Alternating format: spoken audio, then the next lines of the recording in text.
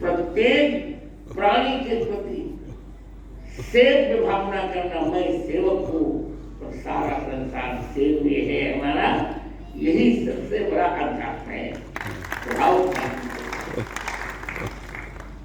गुरु जी एक प्रश्न है, 270 करोड़ आंखें जो नहीं देख पाई, आपके दिव्य चक्षु ने कैसे देख लिया कि सुप्रीम कोर्ट के द्वारा आपने? इसका उत्तर यही, अध्यात्म के दो अंश हैं। रामचंद्र अध्यात्म के दो अंश हैं। एक है निष्ठापूर्वक अपने कर्तव्यों का निर्वहन और दूसरा अंश है परमेश्वर की कृपा। जब दोनों मिल जाते हैं, परमेश्वर की कृपा और अपने कर्तव्यों का निर्वहन, तब अध्यात्म बुलंदियों पर चला जाता है। मैं उत्तर दे रहा हूँ, अध्यात्म को बाहरी आंखों की आवश्यकता नहीं होती। अध्यात्म को आवश्यकता होती है भीतरी आंखों की। रामचरितमानस श्रीपाल कांड के प्रथम दोहे की 7वीं पंक्ति में आप लिखा होगा, उघर ही विमल विलोचन ही के, मिटे ही दोष दुख भगत रजनी के। अध्यात्म हृदय की आंखों को खोल देता है, और जब हृदय की आंख खुलती है तो उसमें इतना अद्भुत प्रकाश होता है, वो 2 करोड़ नहीं, 2 अरब नहीं, अनंत अनंत आंखों की कमियां भी वो पूर्ण कर देता है। मैं इस वक्तव्य के लिए अपना अनुभव तो प्रमाण ले आई रहा हूं, पर सूरदास जी की सूर सागर का प्रथम पद भी उद्धृत कर रहा हूं, चरण कमल बंदो हरिलाई, जाति कृपा पंग गिरि लंघे, अंधेरे को सब कुछ दर्शाई। बहिरो सुने मुख पुर बोले, रंग चली सिर छत्र धराई, सूरदास स्वामी करुणा में बार बार दंडवती आई। परमेश्वर की कृपा, भजन करने वाले का परिश्रम सफल होता तब परमेश्वर कृपा करते, ऐसे नहीं कृपा करते, सब पर क्यों नहीं कृपा करते। निष्ठा पूर्वक हम अपने कर्मों का निर्वहन करें और परमेश्वर कृपा करेंगे तो असंभव कार्य भी संभव हो जाएंगे। आशा है मैं आपको करेंगे। अब दो तीन और बचे हैं हमारे साथ में, जल्दी हम कर लेंगे। हालांकि मुझे पता लगा आपको जल्दी है, लेकिन आप निराश नहीं करेंगे। यही आप पूछिए मैं अभी मैं इस्माइल को मैं अब किसी को नहीं दूंगा, जगत गुरु के बाद किसी का वक्तव्य होता नहीं मेरे को। आप पूछते वही कि प्रश्न से मैं उत्तर देने जा रहा हूं। पहला प्रश्न जो आज का ज्वलंत प्रश्न है वो है राम जन्मभूमि का। ये देख मुझे कथा में जाना है, पर आप लोगों की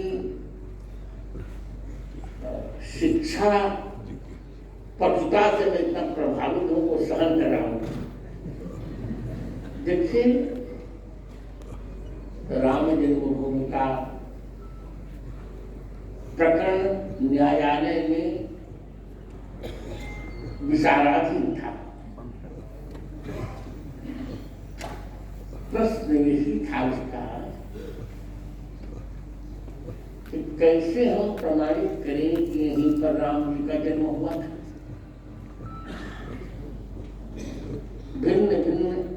साक्ष्य देने वाले साक्षी आते थे, गवाह,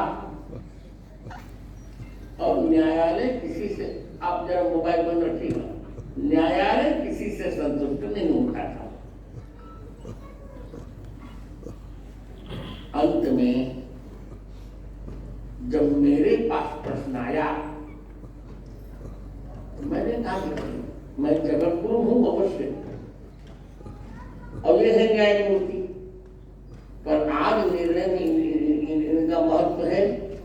इनको ऊंची कुर्सी दो, मैं नीची कुर्सी पर बैठता हूं, और आज मैं इनके प्रश्नों का उत्तर दूंगा। ये भी पढ़े लिखे व्यक्ति हैं, मैं भी पढ़ा लिखा हूं। इनको इनकी स्टडी पर प्राउड नहीं होगा, but I am proud of my study. 7 दिन तक मेरा साक्ष्य चला था मित्रों। विपक्षी लायर्स, विपक्षी वकील हमको चुप कराना चाह रहे थे, और न्यायमूर्ति भी मेरी प्रतिभा का आकलन करना चाह रहे थे, पर मैंने भी तय कर लिया था कि ये भी मनुष्य है, मैं भी मनुष्य हूं। तब क्या होता है, आप इसमें से 7 दिनों में उनके सारे प्रश्नों के मैंने समाधान किए, और मैंने बता दिया था 441 प्रमाण मैंने दिए थे राम जन्मभूमि के पक्ष में। ये 437 प्रमाण को खुदाई करने पर मेरे स्पष्ट सही निकले थे।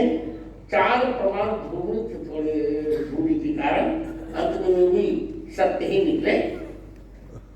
मैंने कह दिया था राम जन्मभूमि उसे माना जाएगा जिसके 300 धनुष पर सरयुगी होंगी। देखा ना पर उन्होंने वही निकला। अनेक अनेक प्रमाण दिए थे, और ज्योतिष का प्रमाण दिया था। आज भी जहां राम जन्मभूमि का मंदिर बना गर्भगृह भगवान राम का, और आज भी 5 ग्रहों की दृष्टि पड़ती है। मेष के सूर्य की दृष्टि, मकर राशि के मंगल की दृष्टि, तुला के शनि की दृष्टि, कर्क की बृहस्पति की दृष्टि, और मेरी के शुक्र की दृष्टि।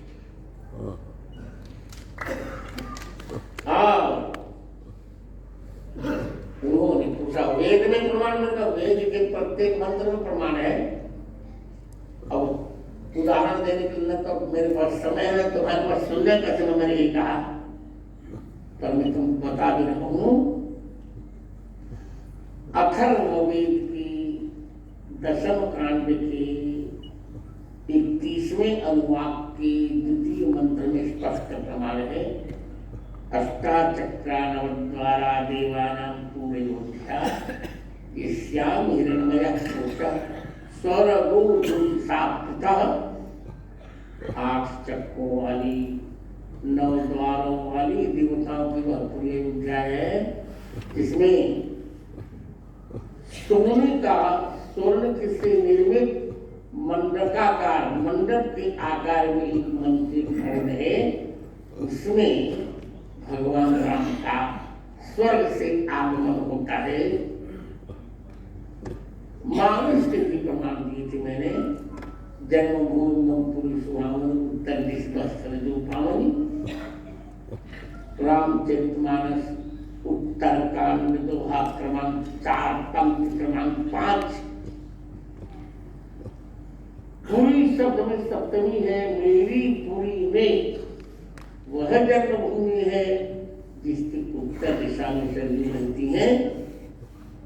मुझे यह बताने में आपको आज प्रसन्नता हो रही है कि मेरा वक्तव्य सुन रहे दो हिंदू थे, एक मुस्लिम थे। उस वक्तव्य से प्रभावित होकर मुस्लिम जज ने अपनी भावुकता से कह दिया कि जगत गुरु जी यू आर डिवाइन पावर। हाँ हाँ हाँ, क्या बात है। मैं आज सभी शिक्षा गुरुओं, बहनों और भ्राताओं से विनम्र निवेदन करूंगा कि अध्यात्म की जीवन में उतनी ही आवश्यकता है जितनी श्वास की शरीर को चलाने में आवश्यकता हाँ होती है। हाँ हाँ हाँ। आशा है मैंने प्रश्न उत्तर दे दिए। अब वीरेंद्र से और कुछ पूछना किसी से तो मुझे पूछे और उत्तर देने जाओ और मिलते हैं तुमको वापस। हाँ हाँ आप में से किसी की कोई जिज्ञासा हो